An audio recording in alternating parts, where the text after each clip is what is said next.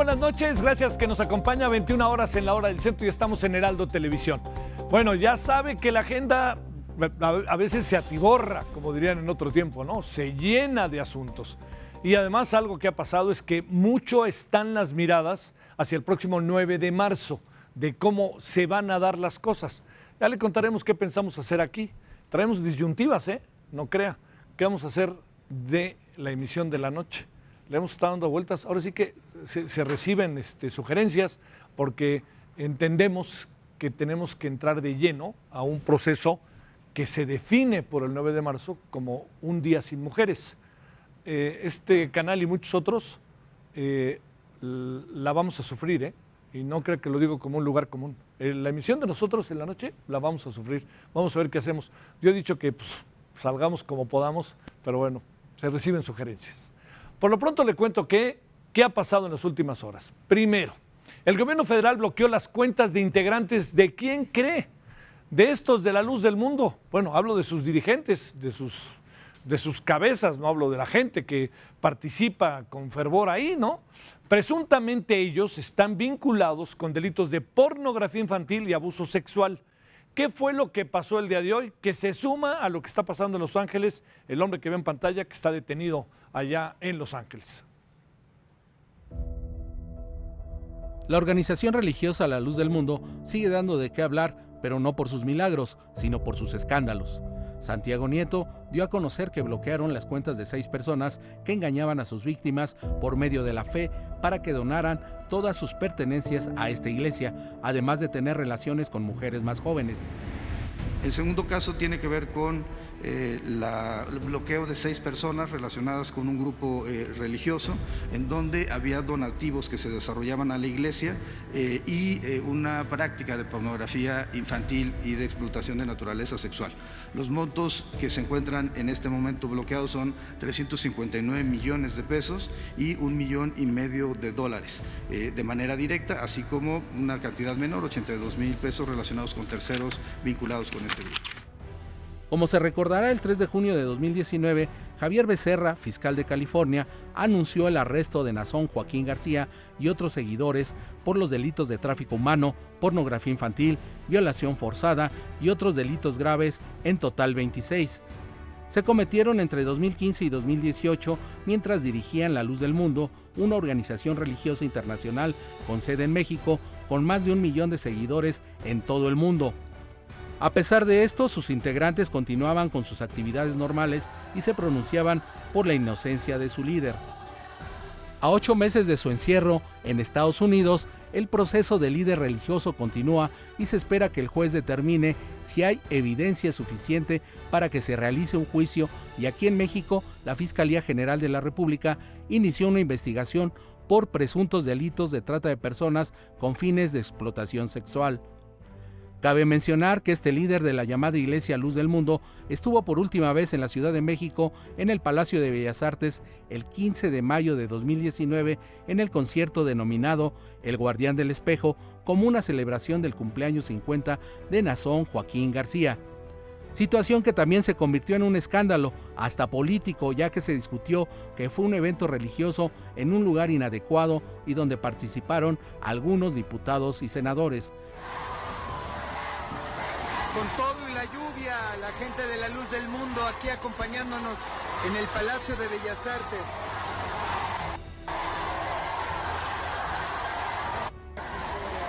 Estuve en calidad de invitado, de público, y que de ninguna manera yo vi que se llevara a cabo un evento religioso. Fue un evento totalmente laico. Oscar Vargas, Heraldo Media Group. Eso fue lo que dijo Sergio Mayer, y no fue el único que fue, fueron muchos otros, Martí Batres, muchos otros fueron, que en algo que no era un acto religioso, pero mire lo que se ha venido derivando de este hombre detenido hoy en Los Ángeles. La Iglesia La Luz del Mundo hoy publicó un comunicado en el que, al igual que lo que pasó en Estados Unidos, rechazó los señalamientos de actividades ilícitas dentro de su institución. Afirmó que promueven el respeto a la dignidad de las mujeres y los derechos humanos. Además, expresó su preocupación por la estigmatización y exhibición política, lo que consideró afecta sus garantías constitucionales. Lo único cierto está en que, en verdad, está viviendo días verdaderamente delicados, difíciles, que merecen algo más que yo diría que una circular o un comunicado de prensa. La Iglesia de la Luz del Mundo no le está alcanzando para explicarle a la mucha gente que creyó fervientemente en ella. Bueno, lo mismo, pero ahora sí que le diría otra religión. Este mes el Vaticano va a enviar una misión especial que revisará los casos de pederastia en México. De acuerdo con las propias autoridades eclesiásticas, han sido acusados al menos 271 sacerdotes en los últimos 10 años. Por este motivo, habrá reuniones en la Nunciatura entre el 20 y 27 de marzo con víctimas, además de citas especiales con obispos y superiores. La misión va a consistir en un servicio que se le ha llamado Asesoría Técnica y Diálogo. Déjeme decirle que esto de la asesoría técnica y diálogo está difícil. El propio nuncio ha dicho que ve difícil, es un verdadero, créame, un rompecabezas. Pero déjeme agregarle algo más, como, permítame hablar en primera persona, cuando se lo preguntamos al Papa, allá al Papa Francisco. ¿Qué hacer cuando la propia Iglesia Católica, los jerarcas de la Iglesia Católica, mueven a los sacerdotes acusados de abuso sexual? Los mueven de parroquia. Y entonces desaparecen de ese ámbito y entonces se olvida el asunto. Pero, ¿qué pasa a la parroquia a la que llegan? Que acaba siendo la misma repetición de las conductas. Ese va a ser otro de los grandes asuntos al cual tiene que responder la jerarquía católica del país, la alta jerarquía católica del país. Norberto Rivera Carrera tiene mucho que decir al respecto. El titular de la Unidad de Inteligencia Financiera, Santiago Nieto, reveló que la Fiscalía General de la República está investigando al exsecretario de Seguridad, Genaro García Luna, por corrupción política. ¿Qué es lo que está pasando? García Luna presuntamente habría fundado una empresa que brindaba servicios de seguridad del Estado mexicano y ¿sabe por cuánto obtuvo ganancias? Se presume 2.600 millones de pesos en los puros contratos. Agregó que también se han solicitado a las autoridades de los Estados Unidos información sobre sus vínculos particularmente con el cártel de Sinaloa, que ha estado insistentemente señalado. Como usted alcanza a ver, Santiago Nieto hoy fue el mero junto con otros deslices verbales de la mañanera. Santiago Nieto hizo estas declaraciones en la conferencia matutina, en la mañanera, donde hubo una situación que se hizo viral en redes sociales y que tiene que ver con el paro de mujeres del próximo lunes por la violencia, rectifico, de género. Por un lado, el presidente admitió que esto nos parece particularmente delicado. Quiere decir que el tema no está en el radar del presidente. Ahora sí que, ouch, no está en el radar del presidente. Admitió que no sabía del significado de ese día. Fíjese, no sabía el presidente de México cuando es la mitad más uno quien lo está promoviendo en buena medida, que son las mujeres del país. Bueno, entonces él dijo, bueno, viéndolo bien, como yo no sabía, lo vamos a pasar para el martes o miércoles para que no haya problemas. La rifa del avión, que todos sabemos que no es rifa de un avión, y dice que lo va a hacer para no caer en provocaciones. Por el otro, hubo acusaciones de interés detrás de la convocatoria. Una vez más, al final, no hay que olvidar que la violencia de género es un asunto que requiere atención y que, gracias a esta convocatoria, ha comenzado a ser tema de conversación en muchos sectores de nuestro país. A un par de días de que se realice el paro nacional Un Día Sin Nosotras, el presidente López Obrador pospuso el inicio de la venta de cachitos de lotería del avión, por coincidir con el Día del Movimiento. Yo ni me di cuenta, ni tenía en mente que el lunes era lo del día 9 del paro que se promueve del movimiento feminista. De repente, en las redes sociales, un grupo vinculado a un partido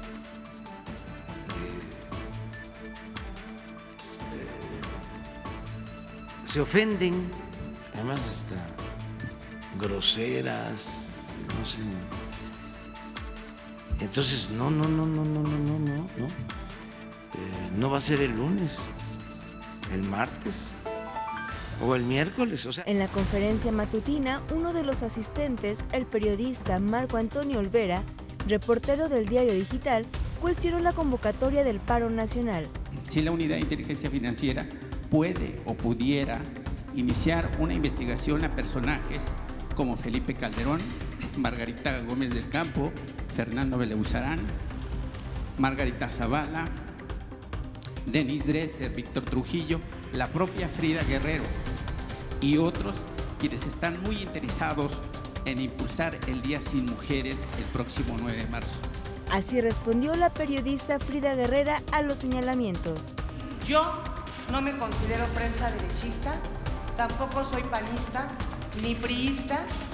Soy una mujer que lleva 13 años luchando, dando voz a la gente que necesita ser escuchada.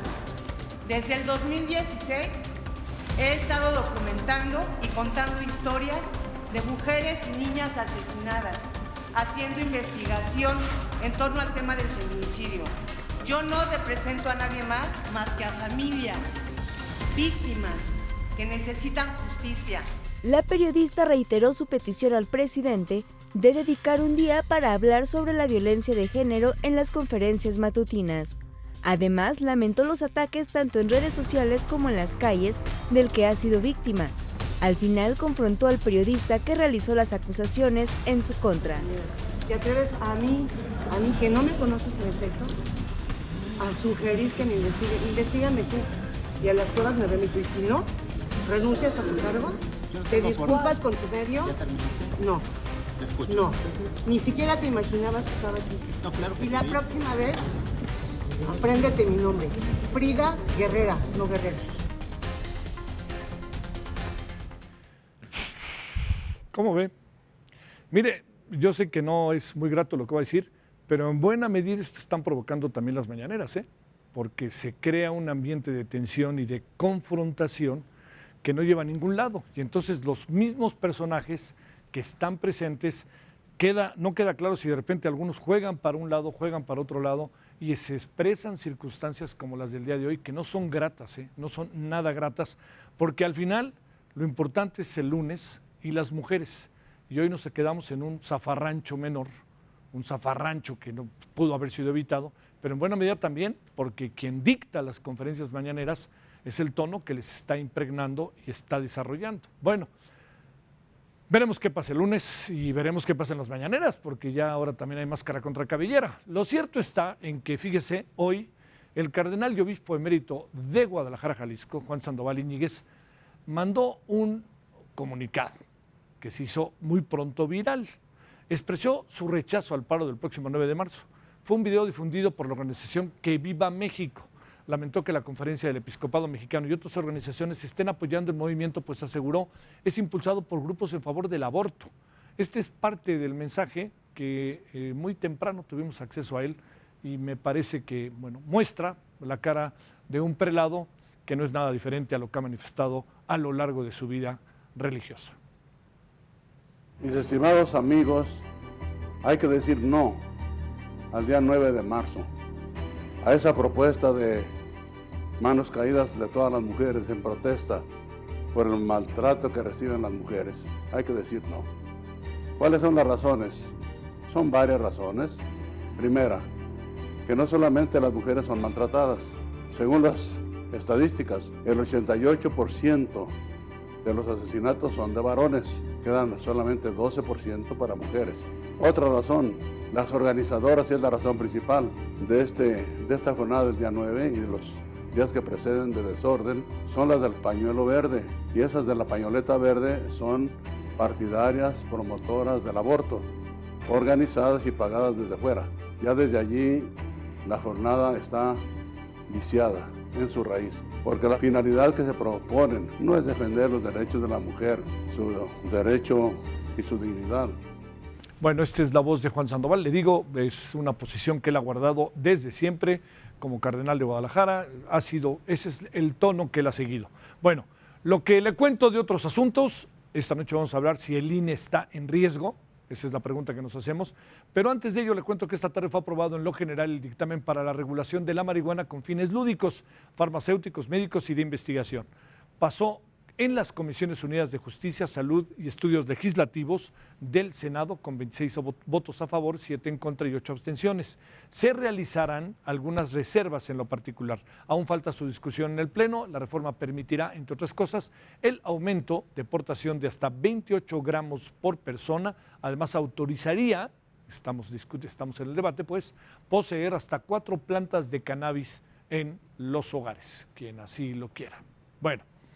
En Michoacán, la mañana de hoy, estudiantes de la Escuela Normal Rural Vasco de Quiroga iniciaron un bloqueo a las vías del tren en Tripetío. Mantendrán la protesta hasta que la Secretaría de Educación Estatal les responda sobre la exigencia de designar a una subdirectora administrativa en la institución, el pago de becas y plazas. El gobierno del estado informó que no puede actuar en un desalojo sin la petición de la autoridad federal, al ser una zona que pertenece a esta última instancia, o sea, están sobre las vías del tren. La Secretaría de Gobernación dijo que está el asunto ya siendo atendido. O sea, el CENTE, con S, haciéndole a la CENTE, con C. Hoy hubo una situación que llamó la atención, fíjese, de estas cosas que pasan en la vida auténticamente. En Valle de Bravo, Estado de México, un hombre falleció el lunes por el ataque de lo que califican las autoridades como un ataque de un felino salvaje o exótico. La persona tenía mordidas y desgarramientos de tejidos. Se ha asegurado que el animal pudo haber escapado de un cautiverio, por lo que se revisan ranchos y casas aledañas. Por prevención fueron suspendidas las clases en 3 escuelas. Se ha de imaginar, chico sustote, el que está viviéndose en Valle de Bravo.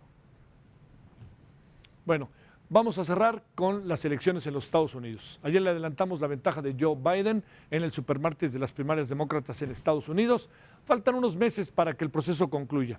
Los resultados de la jornada de ayer fueron los siguientes, en donde, como dicen, la joya de la corona se la llevó el señor Bernie Sanders, pero ni así le alcanzó. Todo indica que tendremos al señor Biden y al señor Trump cara a cara y tendremos 4 años más de amor y paz. Biden, you produced an incredible night for me. We had a great Super Tuesday. Now is the time to focus on beating Donald Trump. And we can do that. So if you can. Esto fue lo que dijo Joe Biden tras ponerse a la delantera en las elecciones primarias del Partido Demócrata en Estados Unidos, celebradas en este supermartes. De acuerdo con las encuestas, Biden ganó en 9 de los 14 estados en juego. En Texas, el expresidente de Estados Unidos obtuvo el 33% de los votos frente al 29% de Bernie Sanders. La jornada de este 3 de febrero resultó importante debido a que la candidata Elizabeth Warren no ha logrado despegar en las votaciones. Por ello, su equipo comienza a evaluar el futuro de la candidata en las elecciones internas, como sucedió con Michael Bloomberg, quien anunció este miércoles su salida de la competencia. Si bien Bloomberg donará sus millones a la campaña de Biden, el ex candidato también le donará argumentos a Sanders para atacar al ex vicepresidente de la era Obama. Hasta hoy, Joe Biden obtuvo 566 delegados frente a los 501 de Sanders, perfilando la contienda interna del Partido Demócrata. Aunque Michigan, Florida, Pensilvania, Ohio, Nueva York y Arizona aún esperan emitir una votación que define el proceso político de Estados Unidos. El próximo 10 de marzo se realizará el siguiente supermartes en el oeste de Estados Unidos. Así que ya veremos cómo avanza el candidato a competir contra Donald Trump el próximo 3 de noviembre. Aurora Castillejos, Heraldo Media Group. Mire lo que son las cosas, en las elecciones de Estados Unidos. Vamos a partir del supuesto que no está claro si gana Biden o Bernie Sanders. Y vamos a suponer que del lado de los republicanos, como todo es esperado, se quede el señor Donald Trump. Quiere decir que hombres mayores de 74 años van a gobernar Estados Unidos en los próximos 4 años, u 8 si gana Biden. Pero fíjese, ¿no? En un país en donde el promedio de edad alcanza como los 40, 30 y tantos. Eso pinta lo que hay ahí. Vamos con el tema de esta noche. En las últimas semanas, la elección de los nuevos consejeros del INE ha estado entre los debates más importantes de la agenda política, por las acusaciones de un supuesto intento de control por parte del partido en el gobierno, el partido Morena, y en consecuencia por la defensa de su autonomía. También por la designación del secretario técnico por un nuevo periodo antes de que llegaran los 4 consejeros nuevos, que seguramente haría más legítimo el nombramiento. Por lo pronto, cómo están las cosas, qué es lo que se ha dicho, y este es el tema de esta noche.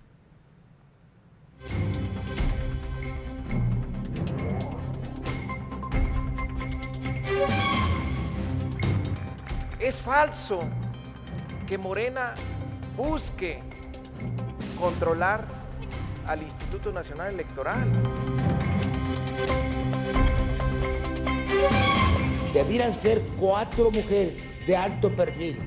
Con 3 empatan y con 1 desempatan.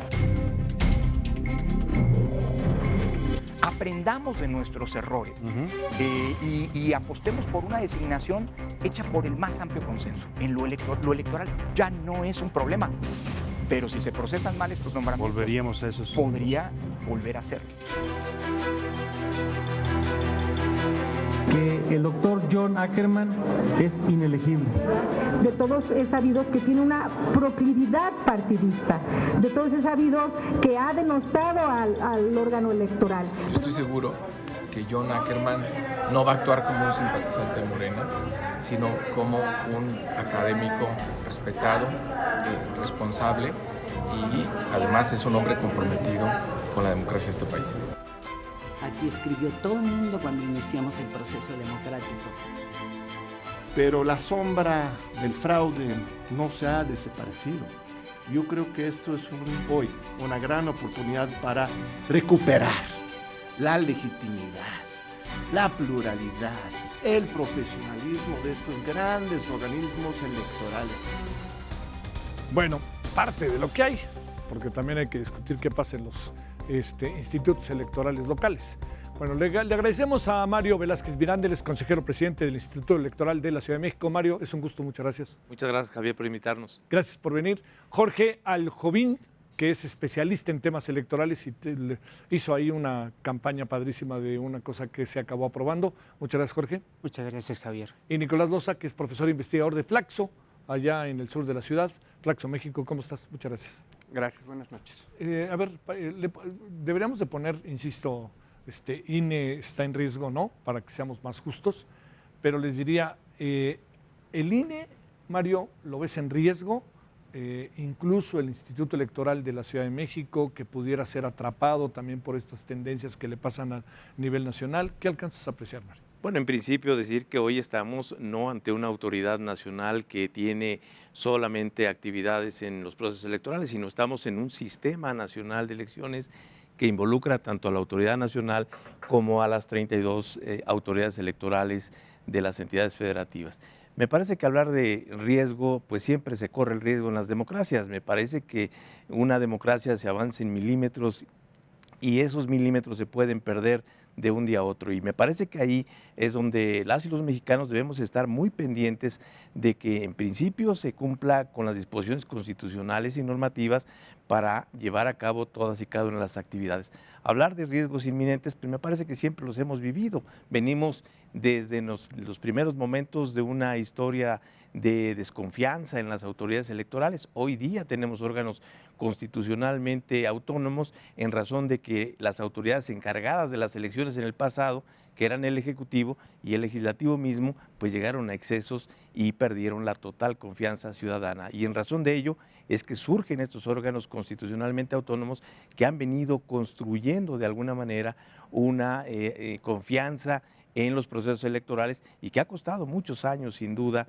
particularmente a generaciones de mexicanos que han ido construyendo las bases de lo que hoy pues ya podemos considerar una democracia que, si bien no totalmente consolidada, ha dado resultados, ha dado alternancia, no solamente en una ocasión, y esto ya nos permite decir que en México ya lo electoral ha dejado de alguna manera de tener una preocupación. Pero eso no significa que no se siga en un riesgo inminente cuando las cosas pueden variar, particularmente incumpliendo las disposiciones constitucionales o las disposiciones normativas.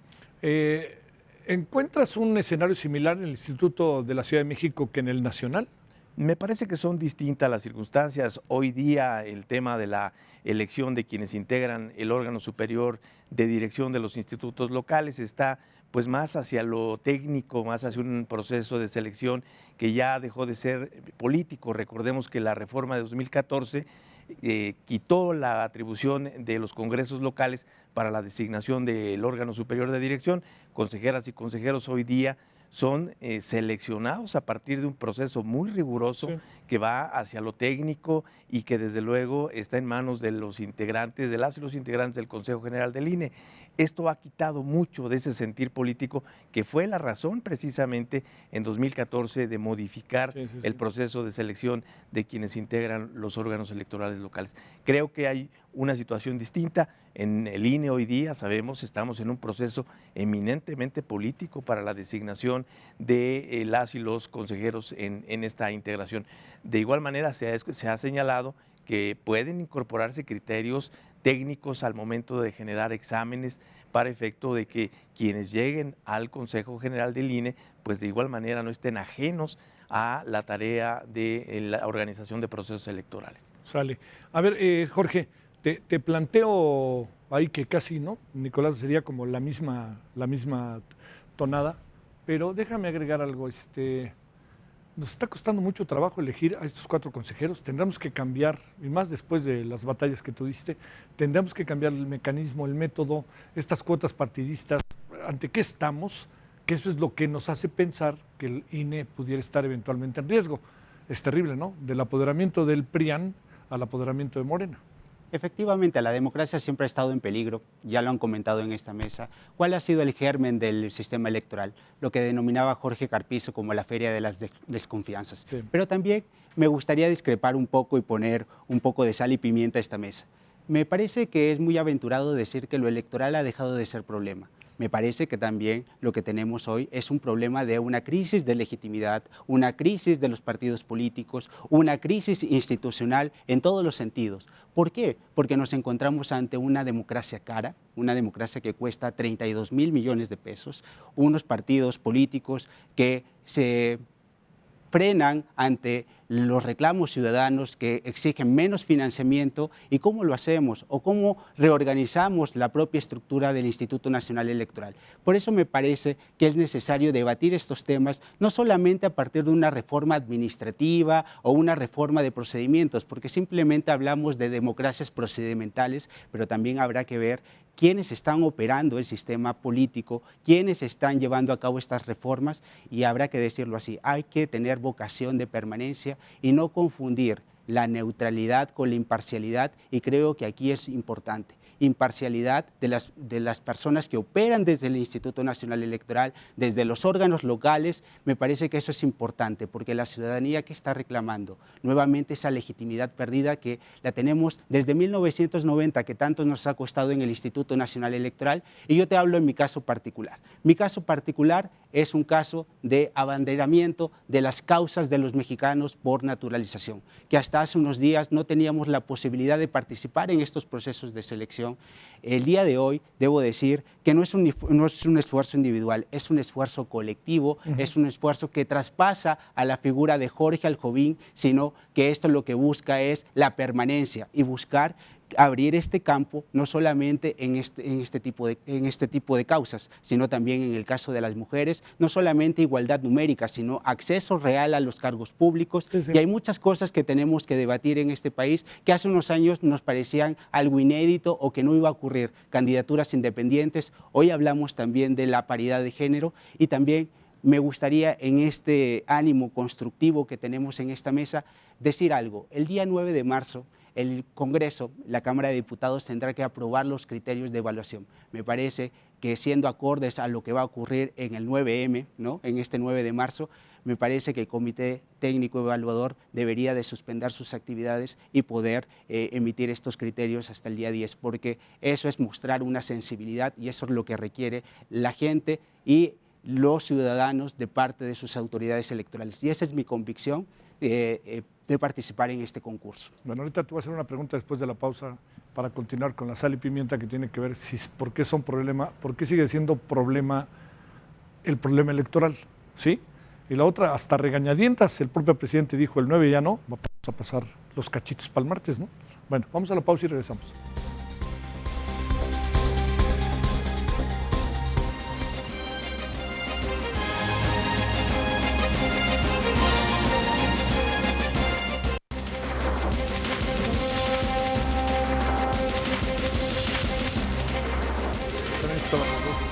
Bueno, estamos hoy hablando de si el INE está en riesgo. Entonces, para ponerle sal y pimienta, parafraseando tu ejemplo, Jorge, te diría, ¿en qué términos lo que dice Lorenzo Córdoba no es cierto de que están superados los problemas, estoy interpretándolo, están superados los problemas electorales que habíamos tenido históricamente? Me parece que dar un carpetazo es no entender el fenómeno político que ha sucedido en el país. 30 millones de personas decidieron votar por una opción política y al día de hoy, ¿qué diferencia encontramos con el 2003 en el proceso de selección de consejeros del INE? En aquella ocasión también hubo una partidización y aquí lo importante es garantizar a los ciudadanos lo que se espera, menor financiamiento, hacer más con menos. Y hablábamos de un tema, por ejemplo, en el caso de la propia selección de secretario ejecutivo. Nadie ataca las condiciones o las aptitudes que pueda tener este personaje, pero lo que sí es preocupante que las instituciones, bajo una supuesta legalidad, aprovechen estos resquicios para no permitir a una nueva integración poder elegir a su secretario ejecutivo. Me parece que cómo pedir, por un lado, una elección de una comisionada, de alguien que va a conformar la Comisión Nacional de Derechos Humanos cuando el propio INE no se conduce con esa propia probidad. Me parece que esto es importante señalarlo. El buen juez por casa empieza. Bueno, regresamos ahorita, no me quiero alargar, pero regresamos porque no sentí que me respondieras del todo el tema electoral. Sí lo otro, sí lo otro. Pero bueno, a ver, Nicolás, ¿cómo ves las cosas? Como sumando lo que ha dicho tanto Mario como Jorge. Sí, bueno, a ver, yo creo que la calidad de una democracia, de una elección, depende de muchos factores. La mayoría de ellos incluso fuera de la acción de gobierno. Vamos a pensar, la desigualdad en una sociedad, la pobreza, son terreno fértil para elecciones con clientelismo, en fin. ¿Sobre qué se puede actuar cuando tú como gobierno, como fuerzas políticas, como Estado, dices, ¿sobre qué puede actuar para tener buenas elecciones? Pues sabemos, porque hay mucho trabajo académico al respecto, que una figura clave es la autoridad administrativa electoral. Eso puedes incidir, puedes generar un órgano independiente, autónomo, profesional. Y eso lo hemos construido, eso lo tenemos.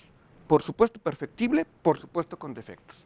Pero pensar que el INE de ahora es siquiera parecido a la Comisión Federal Electoral o incluso al IFE de 2003, creo que es ignorar la gran cantidad de cambios que tienen que ver con profesionalización, que tienen que ver con procesos, que tienen que ver con un cuidado excepcional. El INE es una institución de primera en el escenario institucional mexicano. Si tú comparas al INE con otras oficinas públicas, hay un abismo. Y creo que debemos cuidarlo. Sí. Yo voy a poner un ejemplo del tema de los costos, que es muy popular para la gente. Sí. Tenemos una boleta electoral, incluso hay quienes dicen que votamos en billetes, porque tiene más de 12 candados de seguridad.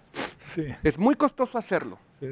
Pero yo me pregunto si los partidos aceptarían que le pusiéramos 4 candados, 3 candados, 5 candados y le hiciéramos de mitad de precio. Tenemos el sistema de monitoreo de radio y televisión que los partidos propusieron, es carísimo, lo hace la UNAM. Yo me pregunto si los partidos aceptarían que lo dejáramos de hacer. Entonces, hemos construido un sistema electoral sobre la base de las desconfianzas mutuas de los actores y por eso es caro. Y no vamos solo a reducir sus costos con una máxima administrativa simplona y atractiva de más con menos, porque no es posible.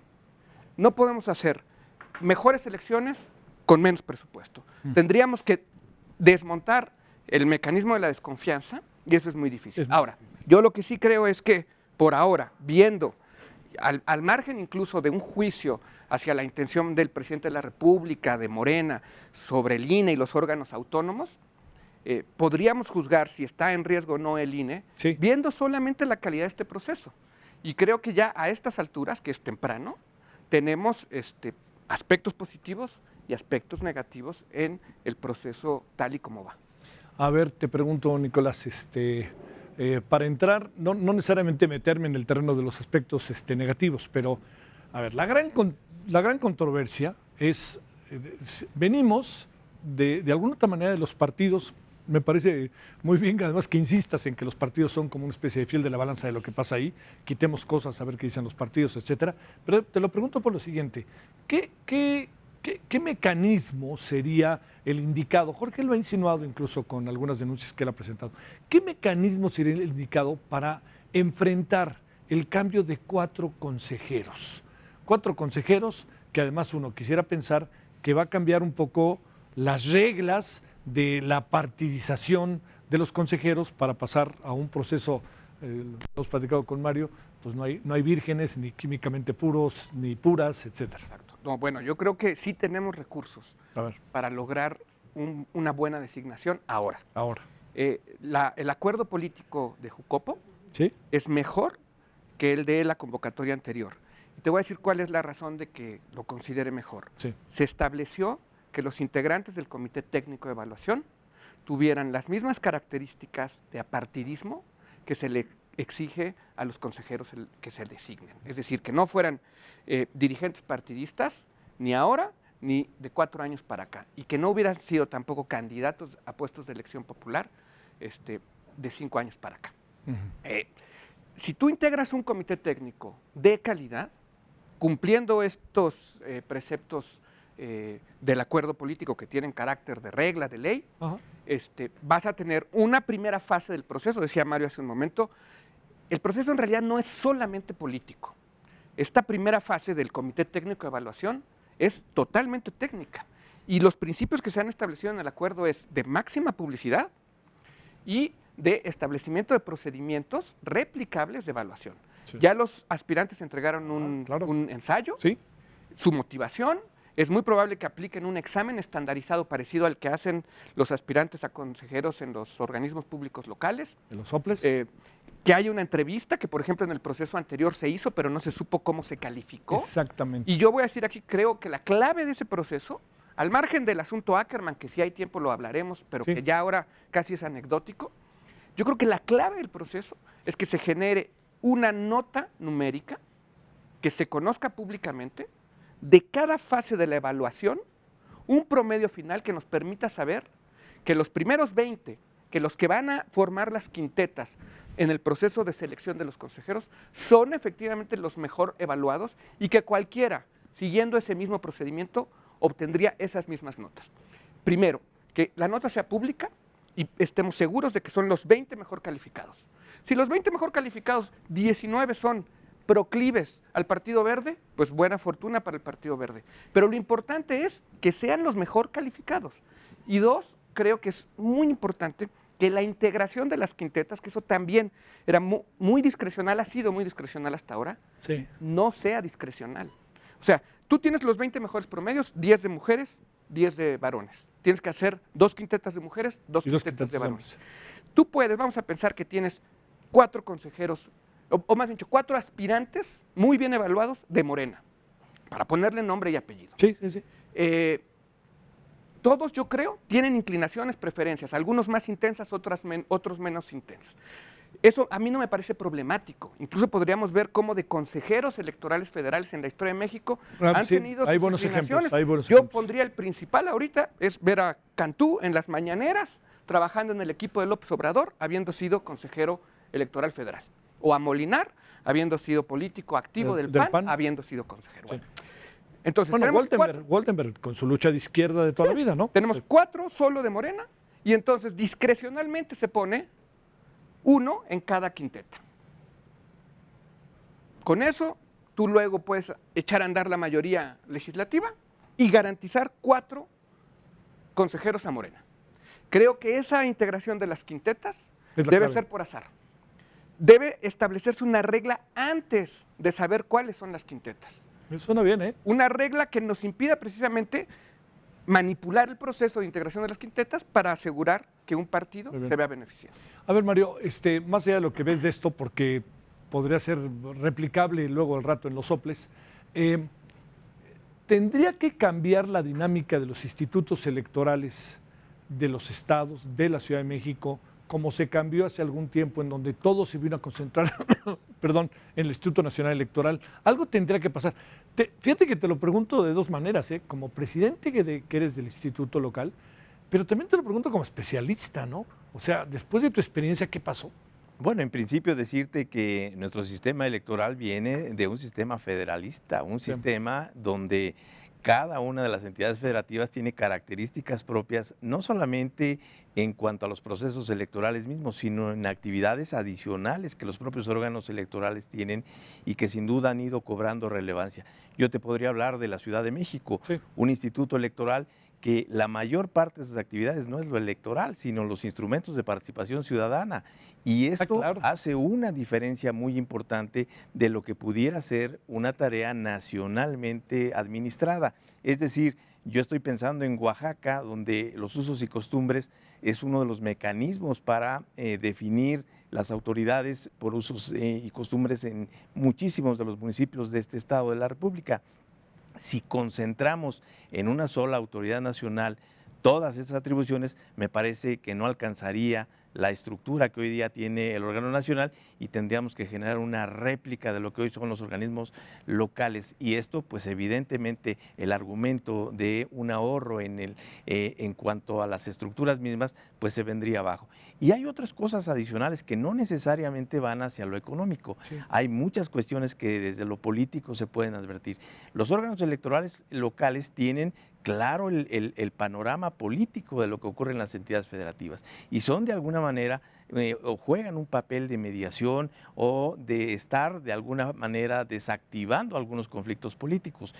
Todos conocemos en algunas entidades de la federación lo que ocurrió en 2018, inicios de cuestiones de violencia en Ciudad de México. Recordemos, tuvimos en las precampañas, todavía no arrancaba el proceso electoral y ya habíamos tenido algunos incidentes de violencia y nosotros en el órgano electoral tuvo que hacer un llamado a los actores políticos locales para de alguna manera generar un compromiso hacia la civilidad.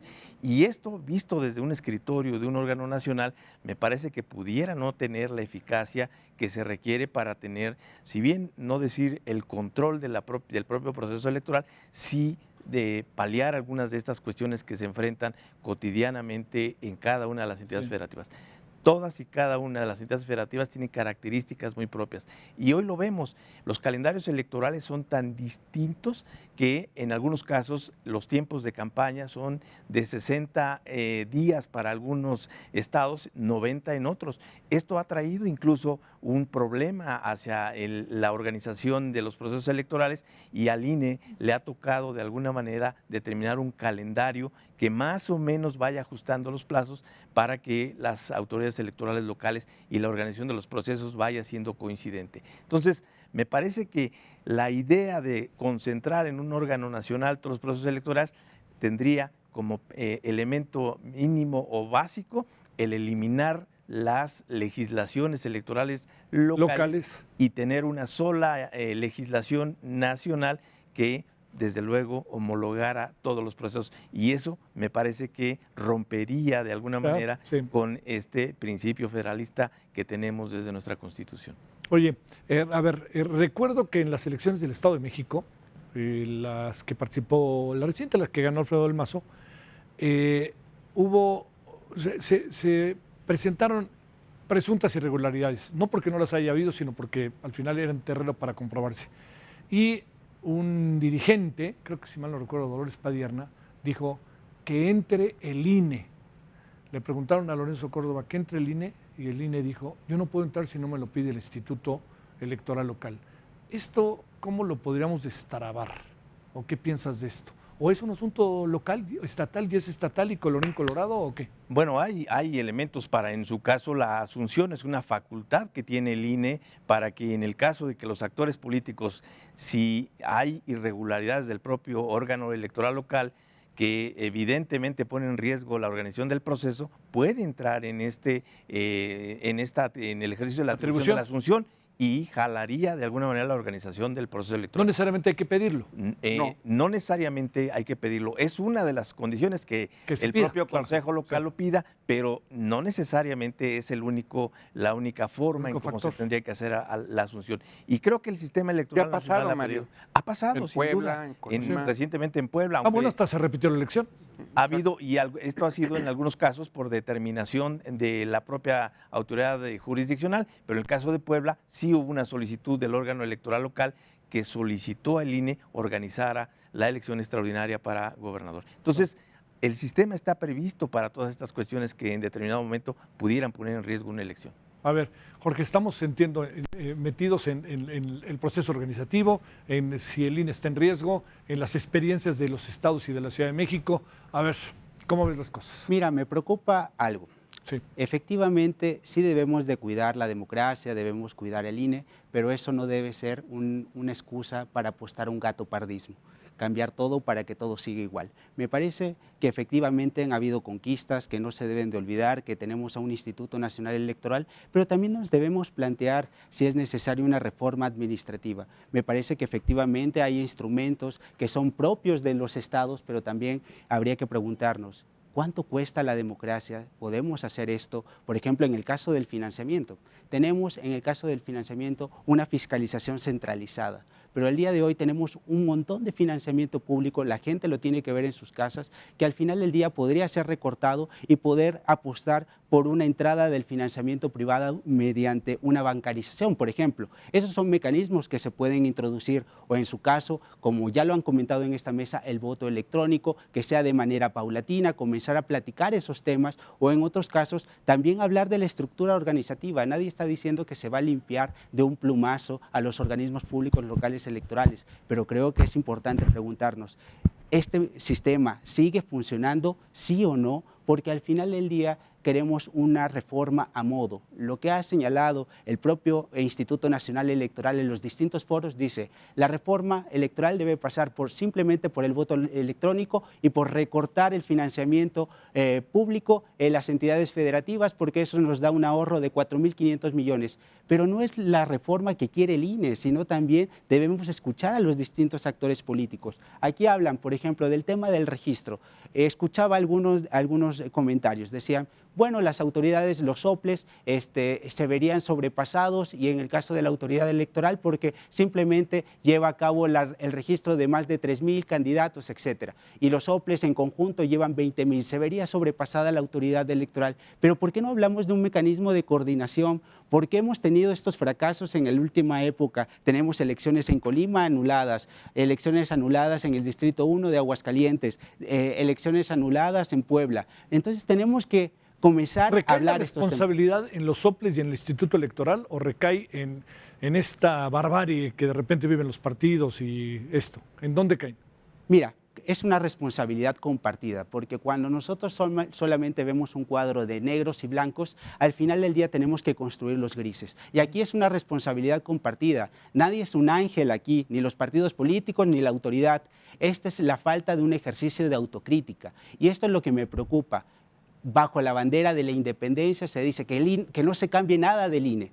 Sí, efectivamente, tenemos conquistas, pero todas las reformas electorales, y lo ha dicho el propio presidente del INE, son reformas que son inacabadas, que son perfectibles, y eso es lo que tenemos que discutir. Y esto me preocupa mucho, nada más agrego esto, Javier, me preocupa que se diga que es un facilismo, que se diga que los argumentos de la población, simplemente menos costos, son de fácil conquista. Me parece que no, me parece que es necesario discutirlo y ponernos sobre la mesa con números y replantearnos fiscalización, el tema del monitoreo de radio y televisión. Tenemos ese gran monstruo porque creemos todavía que debe estar todo centralizado en la autoridad. ¿Por qué no hablamos de un sistema mixto? Hay que comenzar a hablar esos temas tabús en la propia autoridad electoral. A ver, Nicolás, ¿cómo ves las cosas para ir cerrando?